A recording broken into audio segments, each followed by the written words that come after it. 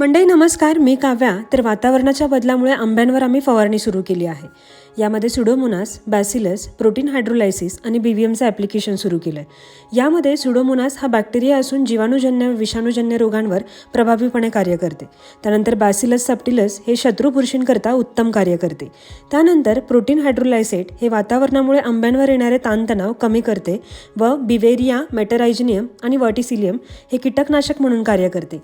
या चौघांचाही वापर आम्ही 3 ते 5 ml पर लिटरने केला आहे. ही संपूर्ण जैविक फवारणी पर्यावरणासाठी सुरक्षित, विषरहित फळ मिळवून देणारी, एक्सपोर्ट क्वालिटी देणारी व दीर्घकाळ कार्य करणारी अशी उत्कृष्ट पद्धत असून ही काळाची आज गरज आहे व यासाठी बायोमी कायम माझ्यासोबत आहे. तुम्हाला देखील या पद्धतीने बागेची काळजी घ्यायची असेल तर नक्कीच बायोमीशी लवकरात लवकर जोडले जा. चला तर मग विषमुक्त पिकवूया आणि बदल घडवूया. धन्यवाद.